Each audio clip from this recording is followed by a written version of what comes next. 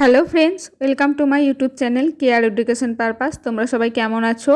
তো আজকে আমি তোমাদের সাথে শেয়ার করতে চলেছি দ্বিতীয় পর্যায়ক্রমিক মূল্যায়ন সপ্তম শ্রেণীর ভূগোল কোয়েশ্চেন পেপার। তো দেখো, ভূগোলে তোমাদের 50 নম্বরের প্রশ্নপত্রে কেমন ধরনের প্রশ্ন আসতে পারে, তো সেটাই আমি তোমাদের সাথে শেয়ার করব। তো চলো ভিডিওটা শুরু করা যাক।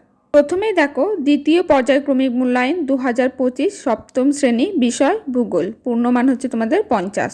তো 1 নম্বর হচ্ছে সঠিক উত্তরটি বেছে লেখো। 1 × 8 মানে এখানে তোমাদের 8টি প্রশ্নের উত্তর দিতে হবে, প্রত্যেকটি প্রশ্নের জন্য 1 নম্বর করে।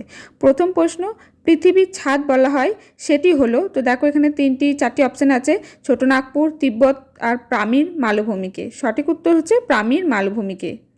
আই আকৃতির উপত্যকা দেখা যায়, তো দেখো এখানে অপশান আছে মালভূমি, পার্বত্য অঞ্চলে, সমভূমি, বদ্বীপ অঞ্চলে। সঠিক উত্তর পার্বত্য অঞ্চলে। ভূপৃষ্ঠে শিলার আলগা আস্তরণকে বলে, কি বলে? দেখো 4টি এখানে অপশান আছে, সঠিক উত্তর হচ্ছে রেগোলিথ। নীলনদ অববাহিকার একটি গুরুত্বপূর্ণ শহর হলো, তো দেখো এখানে 3টি শহরের নাম আছে, সঠিক উত্তর হচ্ছে কায়রো শহর। সাহারার শুকনো নদী খাতগুলোকে বলা হয়, 3টি অপশান আছে দেখো, সঠিক উত্তর হচ্ছে ওয়াদি। শুষ্ক অঞ্চলে সুগভীর নদী উপত্যকাকে বলে গিরিখাত, ক্যানিয়ন, জলপ্রপাত। সঠিক উত্তর হচ্ছে ক্যানিয়ন। হালকা ও সহজে ভেঙে যায় যে শিলার বৈশিষ্ট্য, তো এখানে 3টি শিলা উদাহরণ তোমাদের অপশানে আছে, তো সঠিক উত্তর হচ্ছে পাললিক শিলা। নিম্ন প্রবাহে নদীর গতিবেগে বেশি থাকলে সৃষ্টি হয়, তো দেখো এখানে 3টি অপশান আছে, কি সৃষ্টি হয়? সঠিক উত্তর হচ্ছে খাড়ি। 2 নম্বর দেখো, শূন্যস্থান পূরণ করো 1 × 7। এখানে তোমাদের 7টি কোয়েশ্চেনের অ্যান্সার দিতে হবে, প্রত্যেকটি প্রশ্নের জন্য 1 নম্বর করে। প্রথম প্রশ্ন, পৃথিবীর বৃহত্তম উষ্ণ মরুভূমি হলো আফ্রিকার ড্যাশ মরুভূমি। সঠিক উত্তর হচ্ছে সাহারা মরুভূমি। ড্যাশ নদীর অববাহিকা পৃথিবীর বৃহত্তম নদী অববাহিকা। সঠিক উত্তর হচ্ছে আমাজন। পরের প্রশ্ন দেখো, পৃথিবীর সমস্ত রকম ভূমিরূপ মূলত ড্যাশ রকম শক্তি দ্বারা গঠিত হয়েছে। সঠিক উত্তর হচ্ছে 2 রকম শক্তি দ্বারা। হিমালয় হলো ড্যাশ পর্বতের প্রকৃষ্ট উদাহরণ। সঠিক উত্তর হচ্ছে ভঙ্গিল পর্বতের। আফ্রিকার ড্যাশ দিকে সাহারা মরুভূমি অবস্থিত, তো সঠিক উত্তর হচ্ছে উত্তর দিকে। আগ্নেয় শিলাকে বলা হয় ড্যাশ, তো কি বলা হয়? সঠিক উত্তর অস্তরীভূত শিলা। মহাদেশ আয়তনের বিচারে আফ্রিকা পৃথিবীর ড্যাশতম মহাদেশ। সঠিক উত্তর হচ্ছে দ্বিতীয় বৃহত্তম মহাদেশ। নম্বরে দেখো কি করতে হচ্ছে, এক কথায় উত্তর দাও। 1 × 10 মানে প্রত্যেকটি প্রশ্নের জন্য কিন্তু 1 নম্বর করে, তোমাদের এখানে 10টি প্রশ্নের উত্তর দিতে হবে। প্রথম প্রশ্ন, আফ্রিকার কোন নদী 2 বার নিরক্ষরেখাকে অতিক্রম করেছে? সঠিক উত্তর কঙ্গো নদী। কোন মাটি ফসল ফলানোর জন্য বেশ ভালো? উত্তর দোআঁশ মাটি। নদী উপত্যকা দ্বারা বিচ্ছিন্ন মালভূমিকে কি বলা হয়? উত্তর ব্যবিচ্ছিন্ন মালভূমি। নদীর আঁকাবাঁকা গতিপথকে কি বলে? উত্তর মিয়েন্ডার।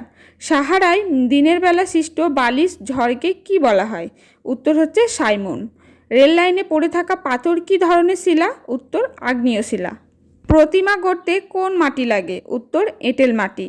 নদী, বায়ু, হিমাবাহ, সমুদ্র তরঙ্গের শক্তি এগুলি কি ধরনের শক্তি? উত্তর বহির্জাত শক্তি। যে নদীর গতিপথে 3টি প্রবাহ স্পষ্টভাবে লক্ষ্য করা যায় তাকে কি নদী বলে? সঠিক উত্তর আদর্শ নদী বলে। মালভূমির অপর নাম কি? উত্তর হচ্ছে টেবিল ল্যান্ড। মার্বেল কোন জাতীয় শিলা? উত্তর হচ্ছে রূপান্তরিত। তো এখানে তোমাদের যে কোনো 10টি প্রশ্নের উত্তর দিতে হবে। পরে 4-এ দেখো সত্য মিথ্যা নির্বাচন করো, তো এখানে দেখো 5টি তোমাকে উত্তর দিতে হবে, প্রত্যেকটি প্রশ্নের জন্য 1 নম্বর করে। প্রথম দেখো, সাহারা মরুভূমি পৃথিবীর একটি অন্যতম জনবিরল এলাকা। এটা কিন্তু সঠিক উত্তর হচ্ছে সত্য। ইউরোপ ও আফ্রিকা মহাদেশকে পৃথক করেছে জিব্রাল্টার প্রণালী। সঠিক উত্তর কি হবে? এটা সত্য। জাপানের ফুজিয়ামা হলো ভঙ্গিল পর্বত, তো এটা কি হবে? উত্তর মিথ্যা। নদীর মধ্যপ্রবাহে প্লাবনভূমি সৃষ্টি হয়, এটা কিন্তু মিথ্যা। দক্ষিণ আফ্রিকার নাতিশীতোষ্ণ তৃণভূমির নাম হলো ভেল্ট, এটা কিন্তু সত্য। 5-এ কি করতে হবে দেখো, 2টি প্রশ্নের উত্তর দাও। 2 × 2 = 4 মানে 2টি প্রশ্নেও লিখতে হবে, প্রত্যেকটি প্রশ্নের জন্য 2 নম্বর করে। প্রথম প্রশ্ন দেখো, আর্ক ও হামাদা কি? এটা কিন্তু 2 নম্বরের মতো করে লিখতে হবে। তারপরের প্রশ্ন, অন্তর্বাহিনী নদী কাকে বলে? উদাহরণ দাও। তারপরের প্রশ্ন, জল বিভাজিকা কাকে বলে? তো এটা 3টি আছে, যে কোনো 2টি প্রশ্নের উত্তর দিতে হবে।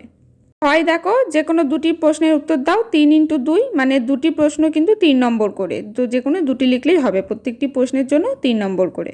প্রথম প্রশ্ন, ভঙ্গিল পর্বতের উৎপত্তি কিভাবে হয়েছে? শিলাচক্র কি? সব নদী মোহনায় বদ্বীপ সৃষ্টি করতে পারে না কেন?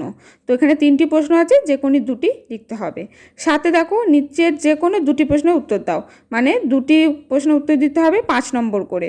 প্রথম প্রশ্ন দেখো, নদীর কাজগুলির বর্ণনা করো। পাললিক শিলায় জীবাশ্ম দেখা যায় কেন? তো এগুলো কিন্তু তোমাদের 5 নম্বর করে। তো এটা দেখো সপ্তম শ্রেণীর ভূগোল কোয়েশ্চেন পেপার, পুরো 50 মার্কসের উপর কেমন তোমাদের প্রশ্ন আসতে পারে, কত কত মার্কসের, কেমন টাইপের তোমাদের প্রশ্ন আসবে, সব কিন্তু আমি তোমাদের সাথে শেয়ার করেছি। তো আজকের ভিডিওটি এই পর্যন্ত। যদি ভিডিওটি ভালো লাগে একটি লাইক করে দিও, আর অন্য কোনো টপিকের ভিডিও চাইলে আমাকে কমেন্ট সেকশনে অবশ্যই জানিও। আর চ্যানেলে নতুন হয়ে থাকলে অবশ্যই চ্যানেলটি সাবস্ক্রাইব করে পাশে থাকো।